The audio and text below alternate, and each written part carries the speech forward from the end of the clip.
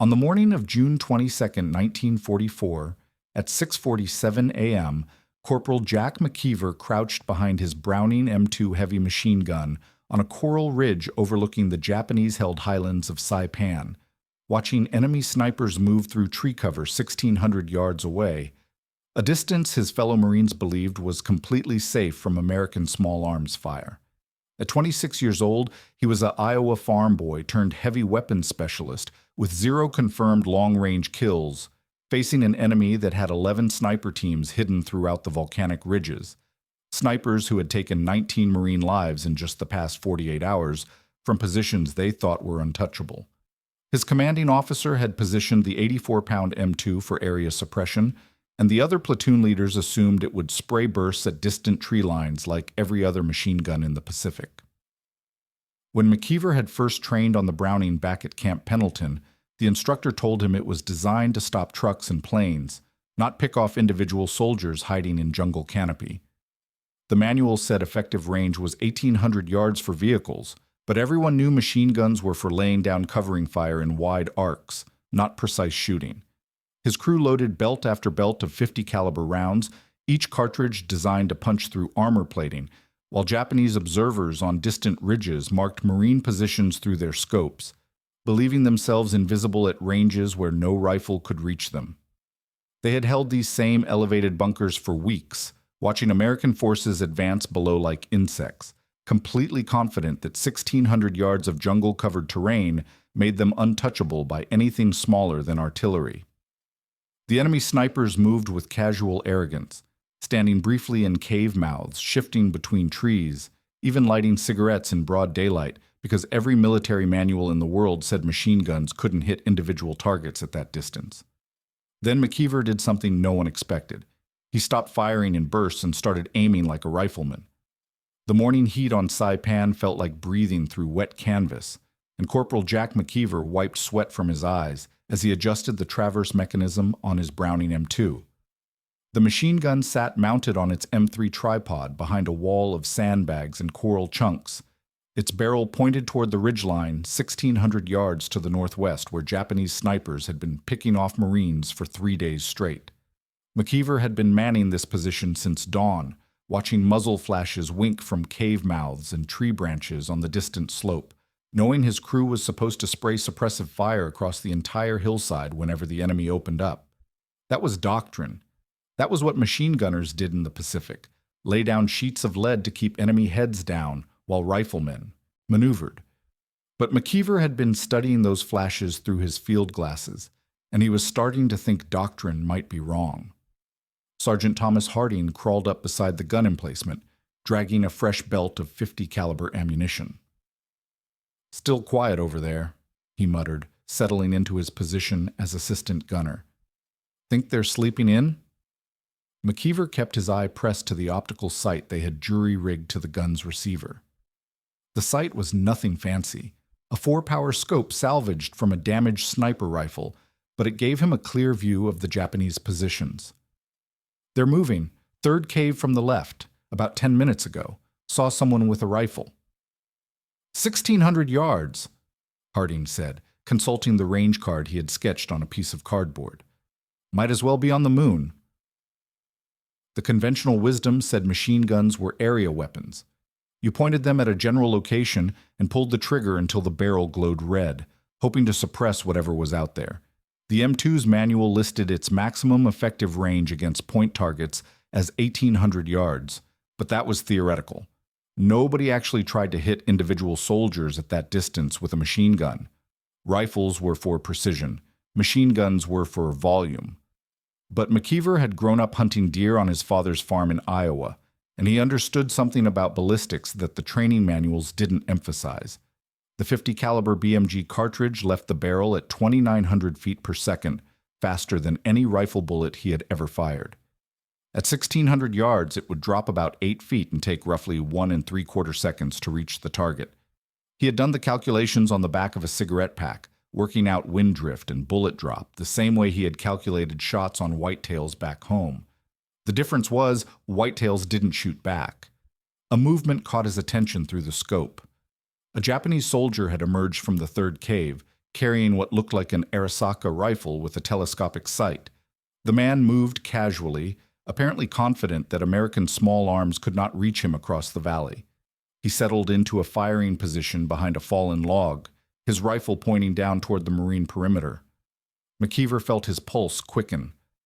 This was the sniper who had killed Corporal Rodriguez 2 days ago and Private Johnson yesterday morning.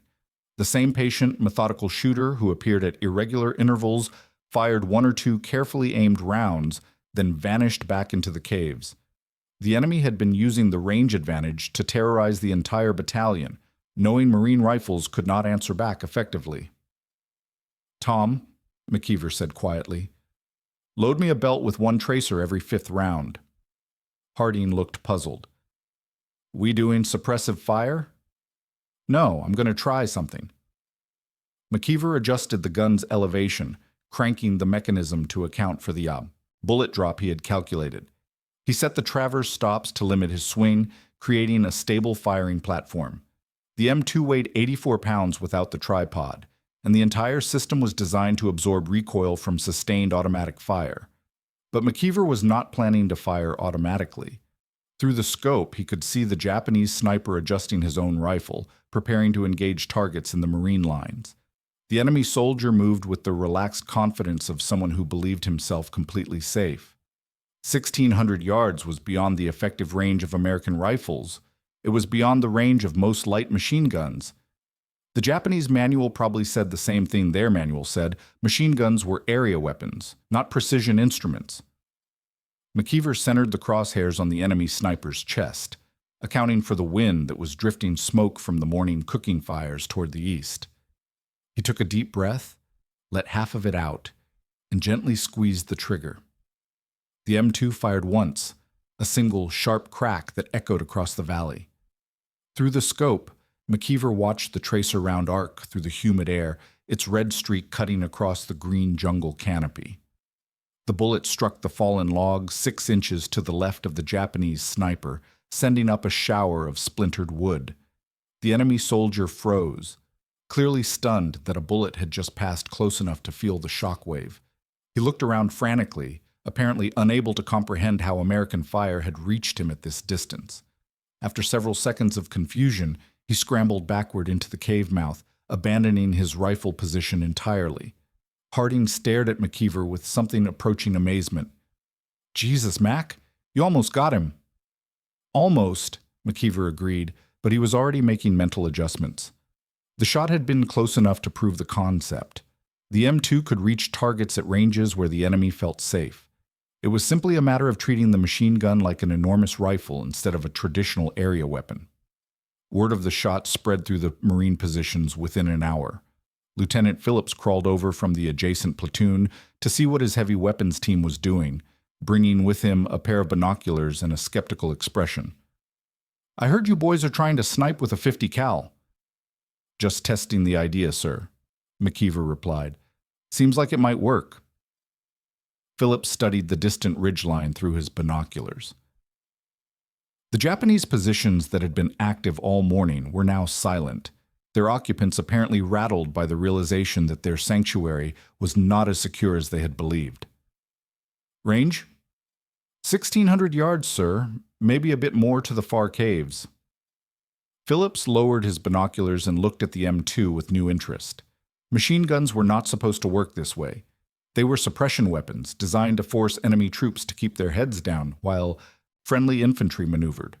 But if a machine gun could actually hit individual targets at extended range, if it could turn the enemy's safe zones into killing fields, then the entire tactical equation might change. As the sun climbed higher and the morning heat became oppressive, the Japanese ridge remained quiet. No muzzle flashes, no casual movement between positions. The enemy snipers who had terrorized the Marine battalion for days had gone to ground, suddenly aware that 1,600 yards was not the protective barrier they had assumed. That evening, as McKeever cleaned the M2's barrel and Harding updated their range cards with more precise calculations, both men understood that something fundamental had shifted. They had not simply fired a machine gun at long range. They had redefined what a machine gun could do.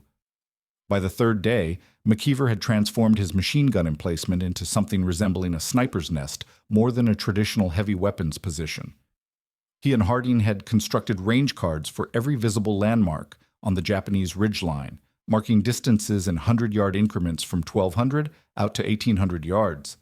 They had repositioned the M2 on its M3 tripod to provide maximum stability, using sandbags and coral chunks to create a solid firing platform that eliminated any tremor or movement that might throw off their aim at extreme range. The ballistics were challenging but manageable.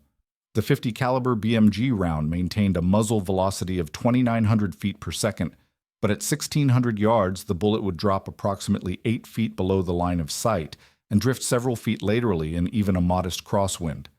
McKeever had worked out the calculations using time of flight, 1.7 seconds to target, and wind deflection tables that Harding had copied from a field artillery manual. They mixed their ammunition belts with one tracer around every fourth cartridge, allowing McKeever to observe his shots and make rapid corrections. The Japanese had initially responded to the long-range fire by simply moving deeper into their cave positions, apparently believing the accurate shooting was either luck or the work of a hidden sniper team. But as McKeever continued to engage individual targets at distances that should have been impossible for machine gun fire, the enemy began to realize they were facing something unprecedented. Their movement patterns changed dramatically. Soldiers who had previously moved casually between positions now sprinted in short, panicked bursts. Observation posts that had been manned continuously were suddenly abandoned for hours at a time. Lieutenant Phillips visited the position daily now, bringing field glasses and occasionally calling in target designations from his infantry scouts. Cave mouth at 1,400 yards, bearing 075 degrees, he would announce, and McKeever would traverse the gun to the specified coordinates. The lieutenant had begun integrating the long-range machine gun fire into his tactical planning, using it to suppress specific enemy positions before infantry advances, rather than relying solely on artillery support. The logistical implications were significant. Traditional machine gun employment consumed ammunition at rates of 400 to 600 rounds per minute during sustained fire missions. But precision shooting required a completely different approach. McKeever was firing single shots or short bursts of 3 to 5 rounds, taking time to aim and adjust between engagements. A typical day's shooting might consume only 2 or 3 50-round belts instead of dozens, but each round had to count. The crew found themselves spending more time on maintenance and preparation than actual firing, cleaning the barrel obsessively, checking the scope mounting, ensuring the tripod remained perfectly stable. Harding had become expert at reading wind conditions and estimating range to unmarked targets. He could glance at smoke drift and vegetation movement and provide windage corrections accurate enough for McKeever to hit targets on the first or second shot. The partnership was evolving into something more sophisticated than traditional machine gun crew dynamics. They were functioning more like a precision rifle team, with Harding serving as spotter and McKeever as shooter. The psychological impact on the Japanese defenders was becoming evident. Through binoculars, the Marines could observe increased bunker construction and camouflage efforts on the enemy ridgeline. Japanese soldiers were spending more time underground and less time manning observation posts.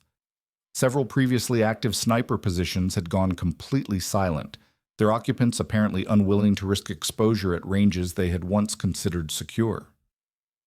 On the morning of June 26th, McKeever achieved what he later described as his most satisfying engagement of the campaign. A Japanese machine gun team had set up a Type 99 light machine gun behind a rocky outcrop at approximately 1,700 yards, thinking themselves well beyond the reach of American small arms.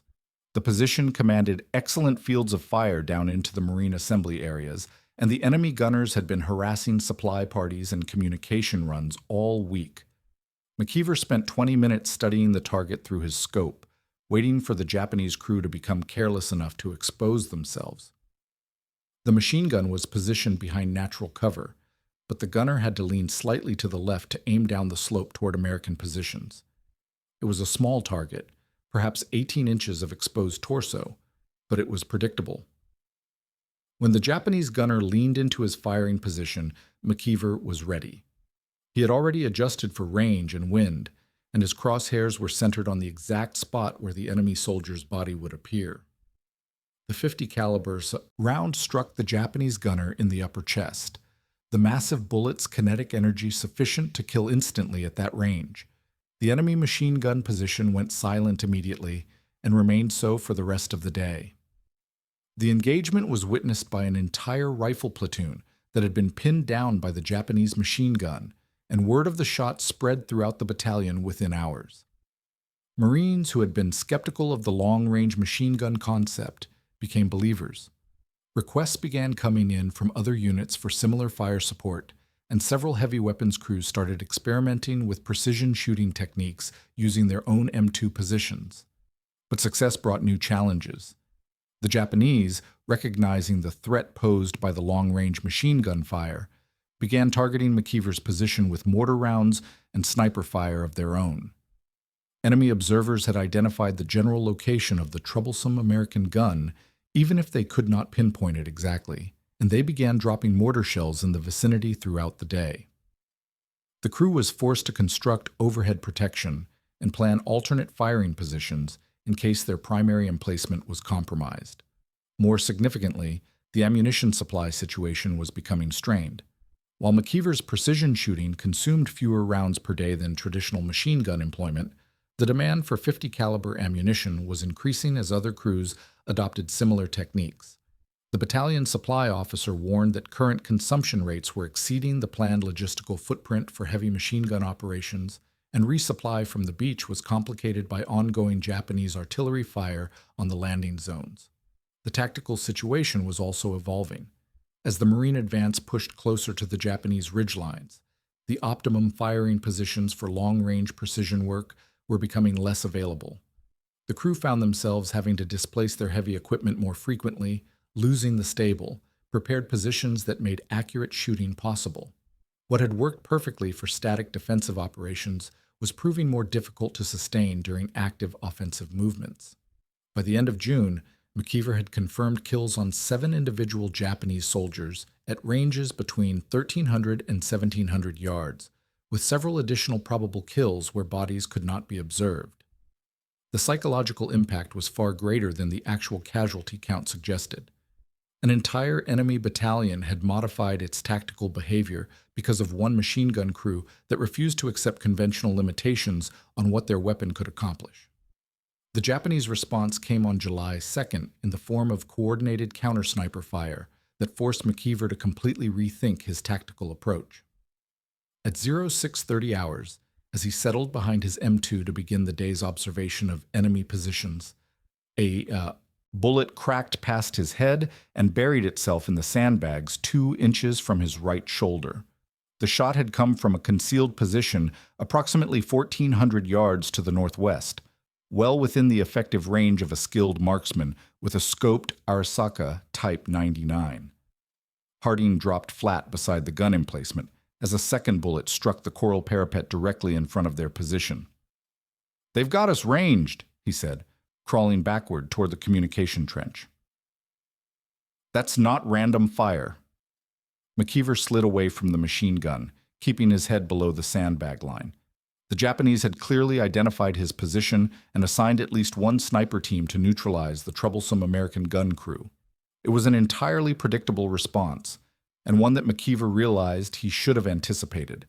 By maintaining a fixed firing position for over a week, he had given the enemy ample opportunity to study his location and plan countermeasures.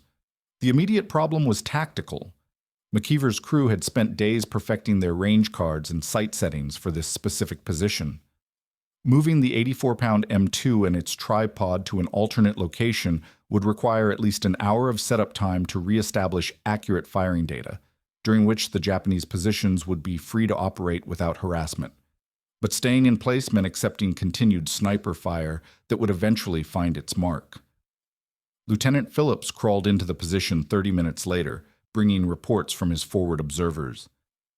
"They've got at least 2 sniper teams working your area," he informed McKeever. "One firing from that ridge complex to the northwest, another one somewhere in the tree line to the northeast. Probably Type 99s with scopes, maybe 4-power optics." The tactical situation had fundamentally changed. For the first week of operations, McKeever had enjoyed the luxury of engaging targets that could not effectively return fire.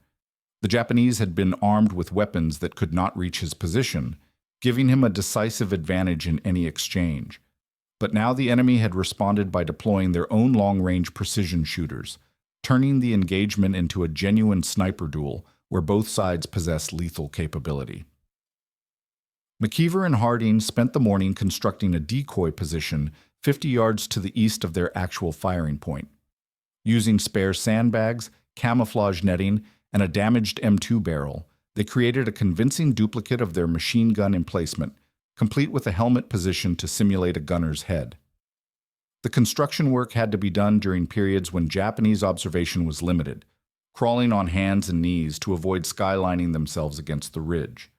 The real M2 was relocated to a depression in the coral reef that provided natural protection from the northwest, but maintained clear fields of fire toward the primary target areas.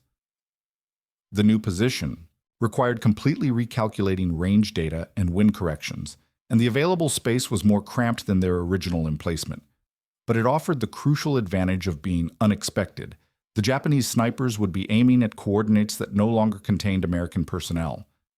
The psychological dimension of the engagement was becoming as important as the tactical aspects.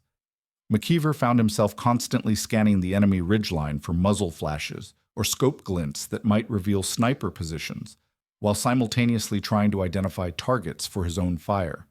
The relaxed, methodical shooting of the previous week was replaced by a tense game of hunter and hunted, where a moment's carelessness could prove fatal. On July 4th, the decoy position proved its worth.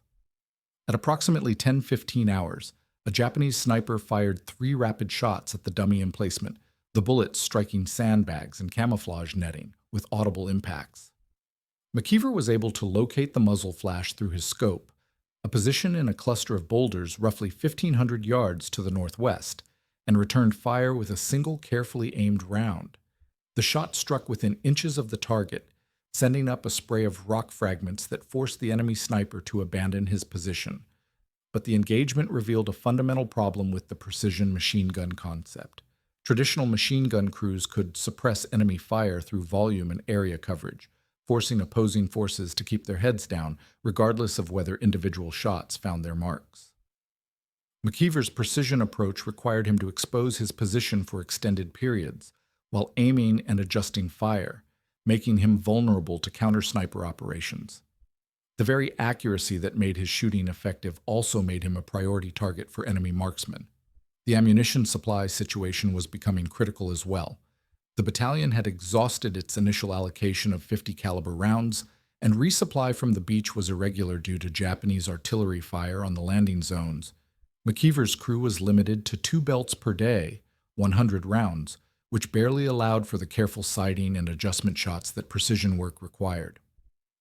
Traditional machine gun tactics could be sustained with abundant ammunition, but the precision approach demanded both accuracy and conservation.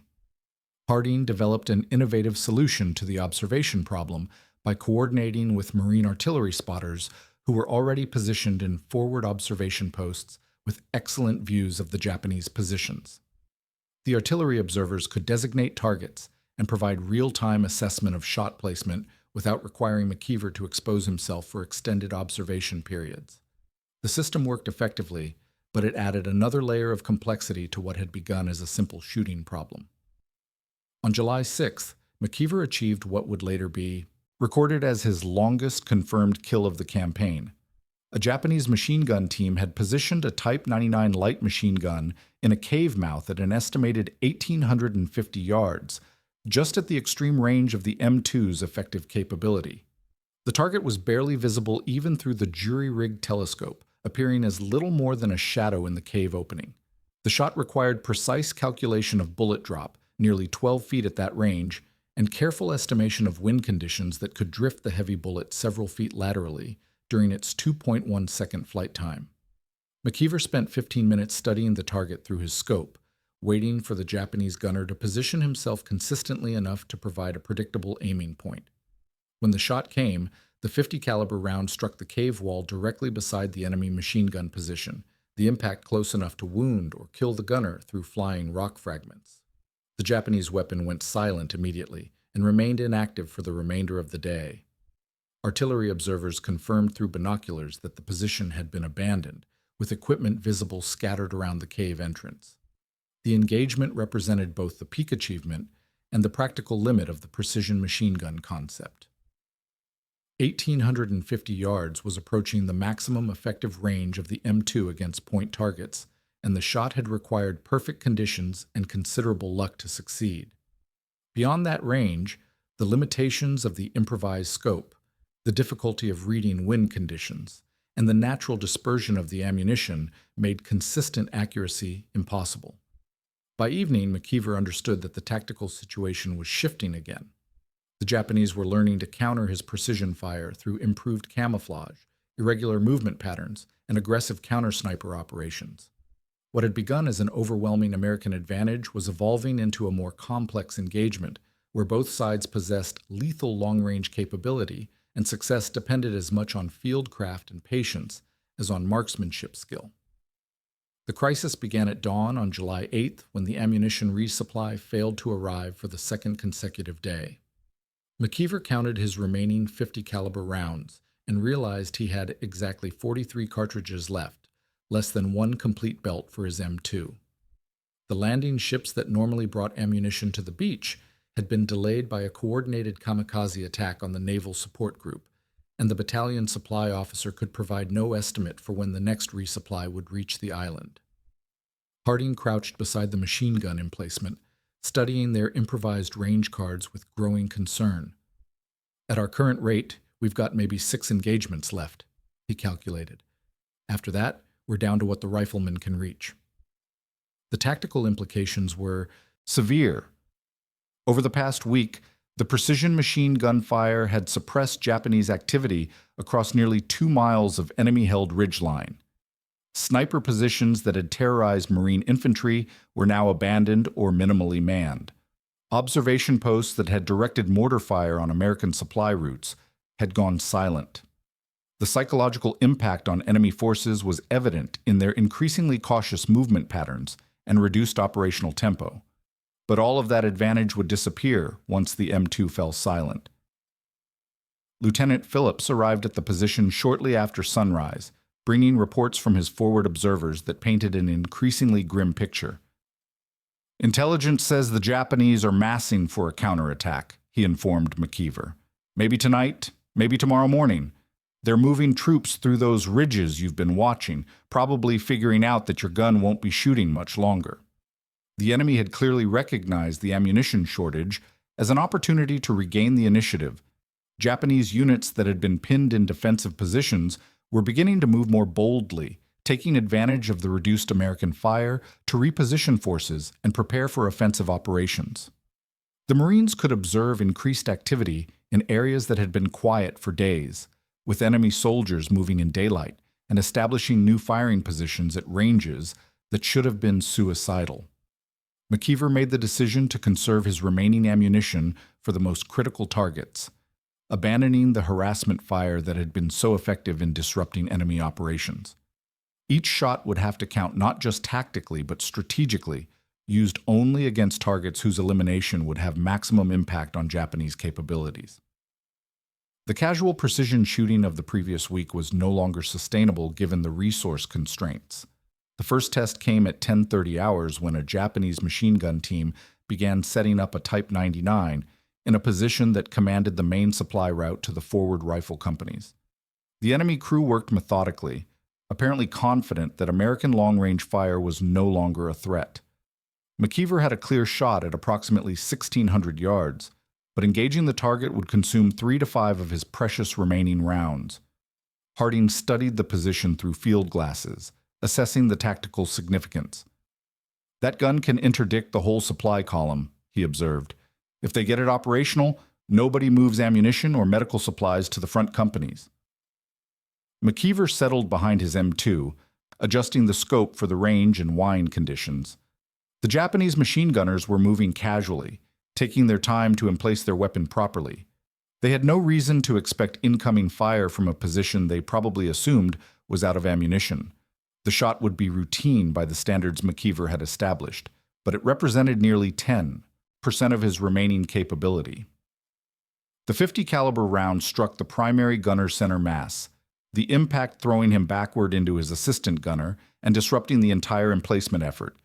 The surviving Japanese soldiers scrambled for cover, abandoning their weapon and fleeing deeper into the ridge complex. The supply route remained open, but McKeever was down to 38 rounds. The real crisis developed that afternoon, when Japanese forces began probing the marine perimeter with small unit attacks that were clearly designed to test American response capabilities. Enemy squads would advance to positions just beyond rifle range, establish temporary firing positions, and engage marine outposts with aimed fire before withdrawing. The attacks were coordinated and systematic, suggesting a larger plan to identify weak points in the American defensive line. Traditional doctrine called for machine gun crews to respond to such probing attacks with sustained suppressive fire, forcing the enemy to withdraw or take cover while friendly forces maneuvered. But McKeever could not afford to expend his limited ammunition on suppression missions that might consume 20 or 30 rounds without achieving definitive results. He was forced to watch enemy soldiers operate at ranges where his weapon could reach them, knowing that engagement would exhaust his remaining capability. The psychological pressure was becoming unbearable. McKeever had spent 2 weeks establishing dominance over the enemy-held ridges, creating a zone of American fire superiority that extended far beyond traditional small arms range. Japanese forces had modified their entire tactical approach in response to that capability, restricting their movements and abandoning positions they had held since the initial American landing. Now that dominance was slipping away, one precious cartridge at a time. At 1540 hours, the situation reached a breaking point. A Japanese sniper team established a position at 1,400 yards and began systematically engaging Marine forward observers, killing one spotter and wounding another within 30 minutes. The enemy marksmen were operating from a location that provided excellent concealment and fields of fire, clearly planning to remain in position for an extended engagement. They represented exactly the kind of high-value target that justified expenditure of scarce 50 caliber ammunition.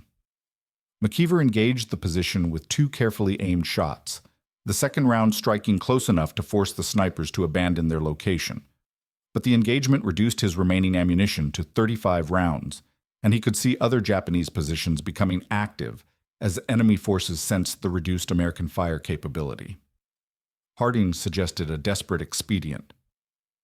What if we coordinate with the other heavy weapons crews, pool our remaining ammunition, and concentrated on the most critical targets? The idea had merit, but it represented a fundamental change in tactical approach. Instead of individual crew operations, the remaining machine gun teams would have to function as a coordinated precision fire unit, sharing intelligence and ammunition resources while maintaining mutually supporting positions. The logistics would be complex, requiring radio coordination and careful planning to avoid duplication of effort.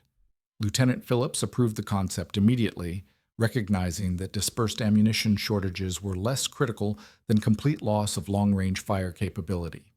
By 1700 hours, 3 M2 crews had consolidated their remaining 50 caliber rounds into a single supply pool totaling 112 cartridges. The ammunition was distributed based on crew capability and target priority, with McKeever's team receiving 45 rounds as the most experienced precision shooters. The Japanese counterattack began at 2130 hours with mortar fire on Marine forward positions, followed by infantry probes against the perimeter at multiple points. Enemy forces moved with unusual boldness, apparently confident that American long-range fire was no longer effective. Japanese machine gun teams established positions at ranges that had been untenable just days earlier, and sniper teams began operating from locations they had previously abandoned. McKeever's response was surgical.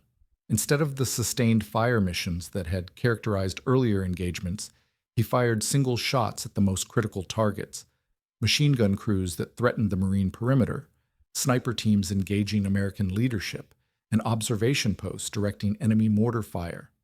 Each shot was planned and coordinated with the other precision crews to maximize tactical impact while conserving ammunition. By midnight, the coordinated precision fire had broken the Japanese counterattack, forcing enemy forces to withdraw to positions beyond effective range. The cost was 28 50 caliber rounds, more than half of McKeever's allocation, but the Marine perimeter held and the enemy offensive collapsed. The innovation had worked, but barely, and only because the ammunition shortage had forced a level of tactical coordination that might never have developed under normal supply conditions. The Japanese resistance collapsed on July 15th, not from a single decisive engagement, but from the gradual erosion of will that came when soldiers realized their safe positions had become death traps. McKeever watched through his scope as white flags appeared in cave mouths across the ridge complex, small pieces of cloth tied to rifle barrels and thrust cautiously into the morning sunlight.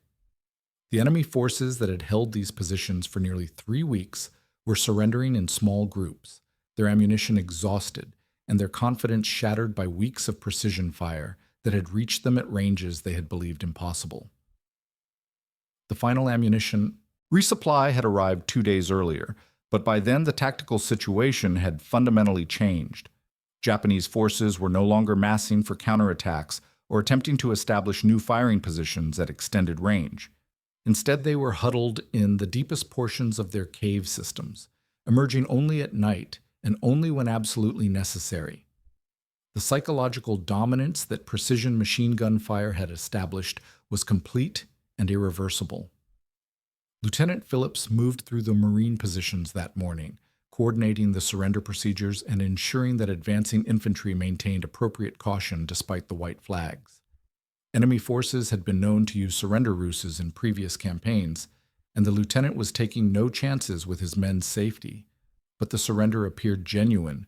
Japanese soldiers were emerging from positions with their hands raised, many showing signs of malnutrition and exhaustion that suggested weeks of minimal resupply. McKeever remained at his position throughout the morning, maintaining overwatch on the surrender proceedings, even though active engagement seemed unlikely. His M2 was loaded with a fresh belt of .50 caliber ammunition, and his scope remained trained on the ridge complex, where pockets of Japanese resistance might still be hiding. The tactical situation required continued vigilance until the entire area was secured and searched by advancing infantry. The human cost of the campaign became evident as Marine patrols moved through the former enemy positions. The ridge complex contained dozens of improvised graves where Japanese soldiers had buried their dead during the 3-week siege. Many of the cave positions showed evidence of direct hits from .50 caliber fire, with crater patterns and bloodstains that testified to the effectiveness of the precision shooting. McKeever found himself studying these impact sites with mixed emotions, recognizing his own handiwork while contemplating the individual tragedies each crater represented. Sergeant Harding conducted an informal after-action assessment of their ammunition expenditure and target engagement records. Over the course of the campaign, McKeever's crew had fired approximately 430 rounds of .50 caliber ammunition, achieving 17 confirmed kills and an estimated 25 additional casualties from near misses and fragmentation effects. The precision approach had delivered a casualty rate of nearly 10% per round fired, an effectiveness ratio that exceeded traditional machine gun employment by several orders of magnitude. But the raw numbers failed to capture the strategic impact of the innovation.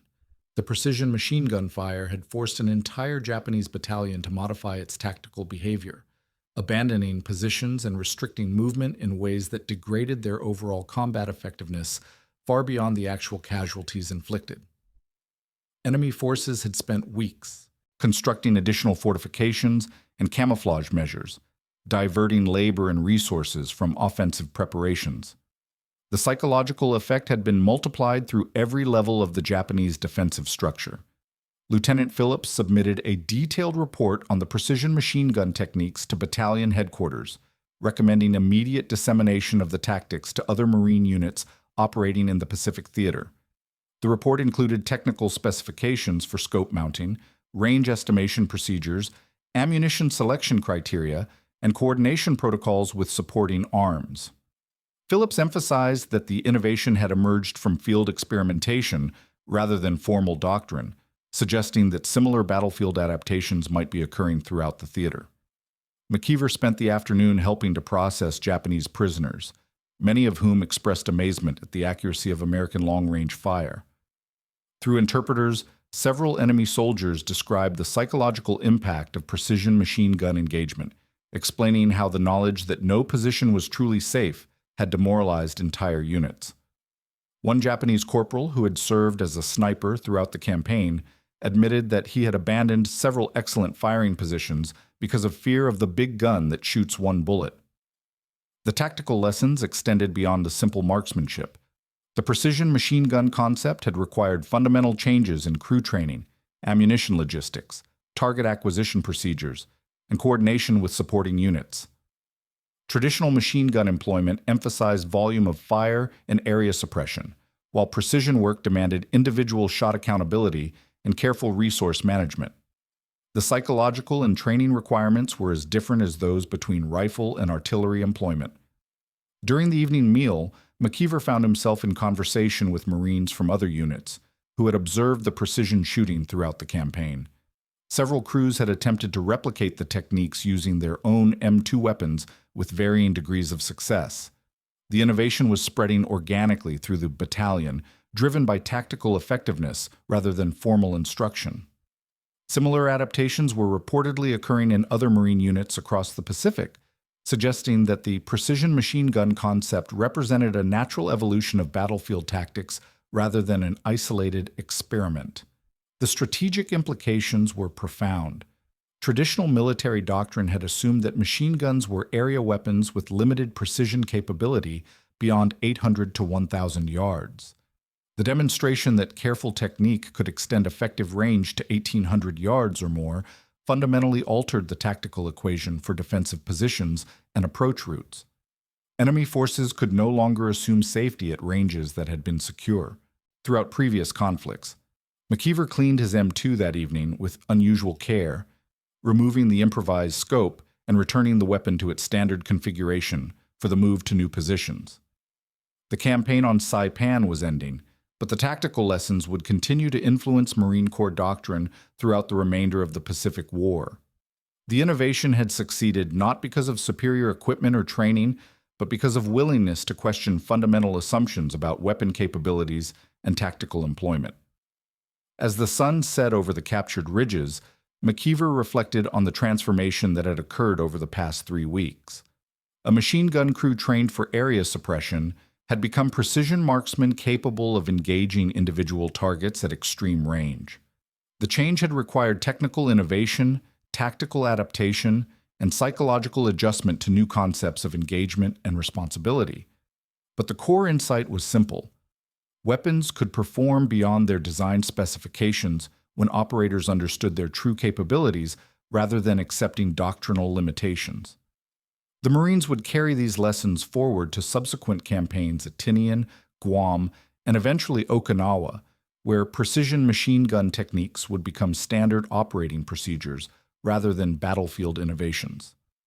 McKeever's experiment had demonstrated that tactical advantage often came not from superior equipment, but from superior understanding of existing capabilities. The innovation had changed how Marines thought about machine guns, range estimation, and the relationship between precision and firepower in modern warfare. The quiet that settled over the former battleground that night was different from the tense silence of active combat. It was the quiet of completion, of tactical problems solved, and strategic objectives achieved through the patient application of innovative thinking under extreme pressure.